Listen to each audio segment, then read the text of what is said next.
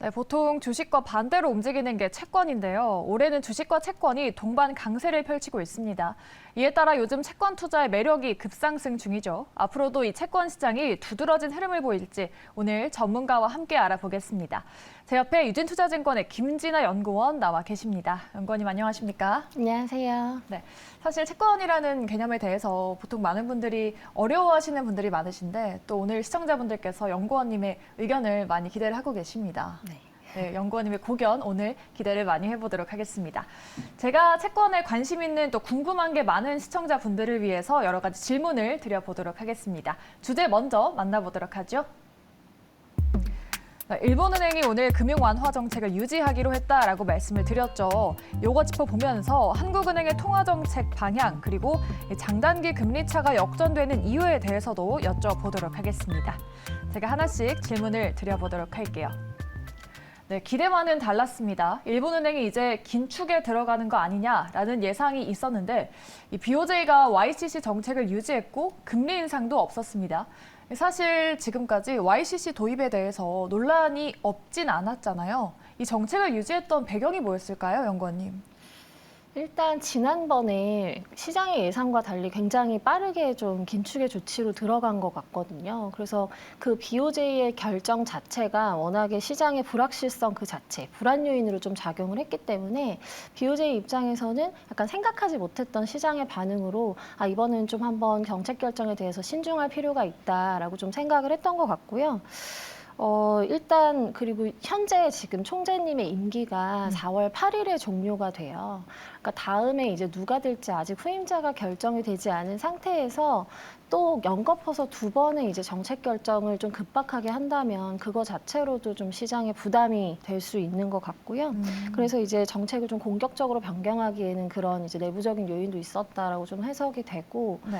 또 마지막으로는 최근에 이제 일본의 경제 지표들이 그렇게 썩 상황이 좋지는 않습니다. 뭐 물가도 마찬가지지만 최근 11월 핵심 기계류 수주와 같은 이제 주요한 경제 지표들이 부진한 흐름을 계속 이어가고 있기 때문에 아무래도 이렇게 YCC 정책을 폐지한다든지 이렇게 긴축 조치를 좀 강화시킨다는 인상을 주는 정책을 하기에는 현재로선 경제가 좀 어렵다라고 판단을 했던 것 같고요. 실제로 이제 경제 전망을 함께 발표를 했는데 네. 2022년, 2023년 그리고 2024년까지 경제 전망 성장률 전망치를 이제 좀 하향 조정을 하면서 이런 성장에 대한 우려를 좀 많이 드러냈다라고 보여집니다. 네. 일본은행의 정책이 또 우리나라에도 영향을 많이 미치지 않습니까? 뭐 엔저 효과가 약해진다면 달러도 더 떨어지거나 할 텐데 이러한 정책 유지가 국내 증시에는 어떤 영향을 주게 될까요? 일단 단기적으로는 사실 BOJ의 그 결정이 이제 긴축 쪽에 집중될 거라고 많이들 좀 우려를 했었기 때문에 그게 일단 단기적인 불확실성이 해소됐고 우리의 걱정과 달리 BOJ가 좀 그래도 완화 조치를 좀 장기적으로 유지해줄 가능성이 높아졌기 때문에 증시에는 일단 좀 우호적인 영향이라고 보고 있고요. 뭐 채권 역시도 이제 금리가 오늘 좀 많이 빠지기는 했는데 그 전에 이제 좀 경계심 때문에 이제 시장이 많이 위축되어 있었다면 이제 불확실성 해소 요인으로 좀 채권과 주식 모두 강세 요인으로 좀 해석되는 것 같습니다. 저희가 일본은행의 정책을 봤으니까 한국은행도 분석을 해봐야겠죠. 사상 처음으로 한국은행이 기준금리를 7번 연속 인상했습니다. 사실 우리 같은 시장 참여자 입장에서는 금리를 앞으로 더 올릴지 아니면 뭐 언제쯤 낮출지 이런 게 궁금한데 이 기자간담회에서 나온 내용을 보면은 이제 금리를 올릴 이유가 없어졌다는 뉘앙스로 말을 하지 않았나 싶어요. 뭐 그렇다고 낮출 이유도 없다고는 하던데 금리 인상이 이제 마무리되는 분위기라고 보십니까? 네, 지금 저희는 이제는 동결 기조 가능성이 굉장히 높다고 생각을 하고요. 말씀하신 대로 기자간담회에서 좀 애매모호하게 얘기를 하는 듯 하지만 전반적으로 들어보면 성장에 대한 위험을 굉장히 크게 얘기를 했거든요. 그러니까 총재님이 말씀하신 게 어쨌든 이전까지는 물가 안정이 정책의 주가 됐다면 이제부터는 물가와 성장을 같이 고려를 하겠다라고 이제 말씀을 하셨고 통화정책 방향문에서도 성장이나 이제 금융안정 리스크에 대해서 좀 같이 고려를 하겠다는 걸 이제 좀 먼저 기술을 한 거를 봐서는 현재로서는 인상 가능성보다는 이제 동결 가능성이 좀 높다라고 이제 생각이 됩니다. 네. 좋습니다. 우리가 그렇다면 금리를 얘기를 할 때 장단기 금리로 분리를 하잖아요. 보통 장기 금리가 단기 금리보다 높잖아요. 당연히 뭐 짧게 들고 있는 것보다는 오래 들고 있을 때 리스크가 더 크니까 수익률이 더 높은 게 맞는 것 같은데 이 장단기 금리가 역전되는 현상이 여러 번 있었죠. 뭐 보통 네. 악재가 나올 때라고 하던데 작년 말에도 이게 역전이 됐다고 뉴스에서 많이 봤던 게 기억이 나거든요. 이렇게 금리 차가 발생하는 근본적인 원인이 어떤 게 있을까요?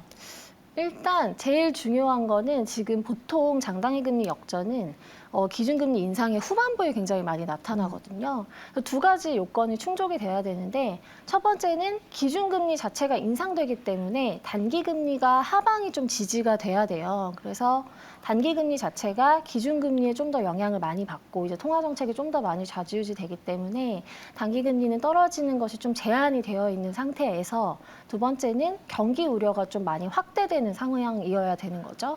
그래서 장기금리 같은 경우에는 단기금리보다는 경기에 대한 영향력이 훨씬 더 크기 때문에 지금과 같이 인상 후반부가 되면 우리가 다 경기 침체에 대해서 굉장히 많이 우려를 하잖아요. 네.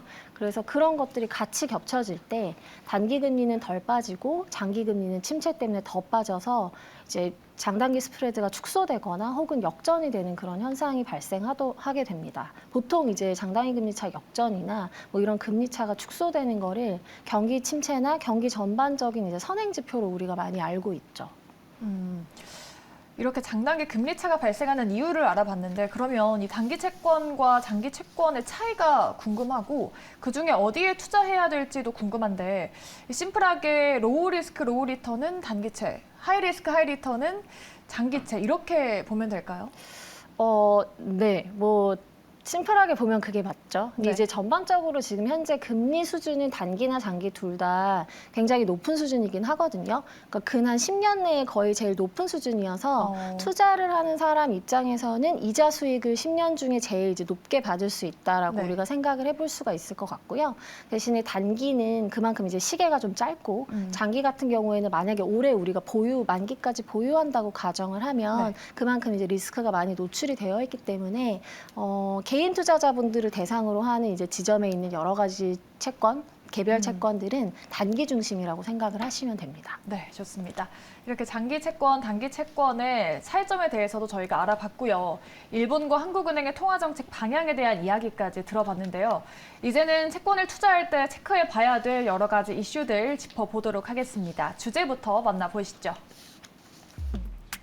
네, 지금 작년부터 개인 투자자 채권 순매수가 20조 원을 웃돌았다고 합니다. 그 원인을 분석해 보도록 하고요.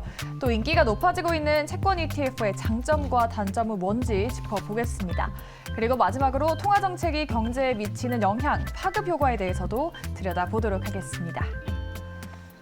작년에 개인 투자자 채권 순매수 규모가 20조를 웃돌았다고 합니다. 역대 최대치였다라고 하는데요. 이제 동학개미가 아니라 채권개미의 시대가 열렸다라고 말을 하더라고요. 이유가 뭔지 보통 투자자들은 수익이 난다 하면 그쪽으로 몰리기 마련이잖아요. 채권의 수익률이 높아졌습니까? 네, 이제 금리를 쭉 그려보시면 작년에 인플레이션도 있었고 네. 이제 금리 인상을 그래서 많이 했잖아요. 그래서 절대적으로 일단 기본적인 금리가 많이 올라가 있어요. 그래서 근 10년 만에 가장 높은 수준의 금리가 되었고요. 이제 금리라고 하는 거는 우리가 채권을 만약에 투자를 하면 그만큼의 이제 이자 수익을 얻게 되는 숫자인 거잖아요. 그래서 그걸 거꾸로 얘기하면 10년 만에 가장 높은 금리라는 거는 10년 만에 이자 수익을 가장 많이 얻을 수 있는 채권이다. 투자다라고 이제 생각을 하실 수가 있고요. 지금 뭐 올해 화두가 이제 경기 침체이고 뭐 작년에도 인플레이션 뭐 이런 것들 때문에 굉장히 금융시장이 전반적으로 불안했는데 이렇게 불안하면 할수록 사실 위험자산 투자보다는 우리가 안전자산 좀 돈을 덜 잃을 수 있는 안전한 이제 투자를 선호를 하게 되잖아요. 채권 같은 경우는 지금 그래서 이 두 가지 면에서 굉장히 이제 투자의 매력도가 많이 올라갔다라고 이제 생각이 되고요. 뭐 덤으로 또 얘기를 하면 네. 어쨌든 올해 경기에 대한 우려가 굉장히 강하고 이제 우리가 서두에도 얘기했지만 기준금리 인상이 이제 서서히 둔화되거나 이제 동결될 가능성이 굉장히 높기 때문에 이런 것들을 같이 고려를 하면 이제 금리 자체가 하락할 가능성이 이제부터는 높아지는 거죠. 그럼 제가 채권을 가지고 있을 때 금리가 하락하면 내가 가진 채권의 가격이 이제 올라가게 되니까 거기에서 오는 자본 수익 이제 캐피탈 게인, 주식과 같은 그런 이제 효과가 날 수 있어서 이자 수익과 자본 수익을 동시에 우리가 좀 잡을 수 있는 그런 시기가 아닌가라고 생각이 됩니다. 네. 그렇죠. 아무래도 수익률이 높아야 눈이 가기 마련이죠. 이 개인 투자자가 채권에 관심 가는 이유를 일차원적으로 제가 수익이 높지 않냐라고 여쭤봤는데 또 현명한 투자자분들은 벌써 금리 동결이나 인하를 예견하고 단기 채권에 투자하지 않나 싶습니다. 그러면 금리가 정점을 찍은 시기에는 채권 투자가 적합한 시기다. 요 말이 맞는 거겠죠? 네, 그렇습니다. 네. 그래서 투자자들이 지금 채권으로 몰리면서 채권 ETF 출시도 늘고 있다고 해요. 보통은 채권이 주식보다 변동성이 적어서 안전자산이다라고 생각을 많이 하시는 것 같은데 사실 작년에는 채권에서도 손실이 발생한 경우가 있다라고 하더라고요. 유의할 부분이 있습니까? 네, 일단 이제 우리가 채권이 안전자산이라고 얘기하는 이유가 이자를 받는 거랑 네. 만기가 정해져 있는 거잖아요.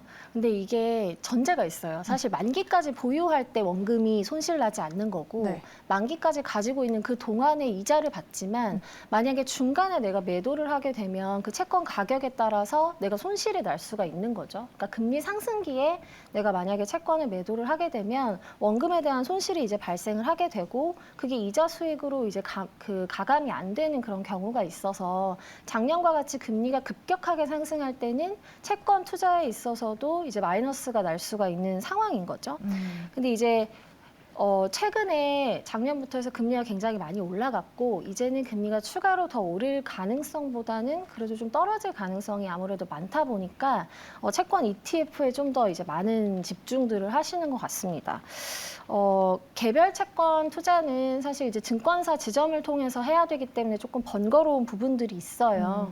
근데 이제 ETF 같은 경우는 우리 일반 투자자분들이 굉장히 익숙한 상품이잖아요. 이제 주식 ETF도 많이 하시고 하니까 이렇게 좀 더 편한 비이클을 가지고 채권을 투자할 수 있다라는 이제 장점이 있는데 대신 기존의 채권 ETF들은 방금 말씀드린 대로 매도를 만약에 금리 상승 시 했을 때 원금의 손실이 있을 수 있다라는 점은 이제 꼭 감안을 하시고 투자를 하시면 좋을 것 같고요. 최근에 이제 이걸 보완한 이제 상품이 만기 매칭형 ETF라고 채권을 만기까지 가지고 있는 것과 동일한 효과가 나도록 ETF도 만기가 있는 상품이 이제 나왔습니다. 이거는 이제 조금 구분되는 상품이어서 개별 채권 투자의 장점을 좀 같이 누릴 수 있는 하나의 상품이다라고 좀 생각하시면 될 것 같습니다. 네. 이렇게 개별 채권과 채권 ETF 차이점이 있고 장단점이 있으니까 투자 성향에 맞춰서 접근하시면 될 것 같죠. 자, 이제 마지막 질문을 드려보도록 하겠습니다. 저희가 서두에 한국은행의 기준금리에 대해서 이야기를 나눠봤었는데 이런 통화 정책이 또 다양한 루트를 통해서 경제 전반적으로 영향을 미치지 않습니까? 영향을 미치는 그 기간이 되게 길고 또 여러 가지 경로들이 있던데 우리가 중요하게 봐야 될 게 어떤 게 있을까요? 일단은 시차가 굉장히 길어요. 한 6개월, 최소 6개월 이상이라고 보시면 되고요. 중요한 경로는 일단 가장 한국은행에서 우려하는 건 소비 경로죠. 일단은 금리가 올라가게 되면 기본적으로 우리나라는 변동금리부 대출 비중이 굉장히 높기 때문에 기업이나 가게의 이제 이자 부담이 굉장히 높게 올라가게 되고요. 그게 이제 누적이 되다 보면 소득은 어쨌든 그 대출 이자만큼 빠르게 늘지 못하기 때문에 그만큼 결국 소비가 이제 줄어드는 효과가 나오게 됩니다. 어쩔 수 없이 기준금리 인상을 하지만 거기에서 오는 부작용 가장 큰 것이 이제 소비 경로라고 볼 수 있고요. 우리나라의 이제 특징적인 부분은 부동산 경기라고 보실 수 있죠. 이제 워낙에 이제 부동산부 대출이 많다 보니까 거기에서 오는 부동산의 매매, 가격 하락 이런 이제 부작용들이 우리나라에서 좀 특별하게 더 많이 나타날 수 있는 거고요. 마지막으로는 현재 이제 금리 인상이 사실 우리나라에만 국한된 것이 아니라 글로벌리 다 같이 하고 있었잖아요. 그렇기 때문에 글로벌 경기 침체가 오면서 이제 우리나라와 같은 수출 국가는 거기에서 오는 수출 증가율에 따른 그 감소 그런 이제 효과가 있어서 전체적인 성장률에 좀 부정적인 영향이 있다라고 생각을 하시면 될 것 같습니다. 네. 알겠습니다. 이렇게 오늘 채권 투자에 대해서도 관심이 많으신 우리 투자자분들을 위해서 여러 가지 궁금증 풀어보는 시간 가져봤습니다. 오늘 내용이 여러분들께 도움 되셨길 바라겠고요. 지금까지 유진투자증권 김진아 연구원과 함께했습니다. 오늘 말씀 고맙습니다. 감사합니다.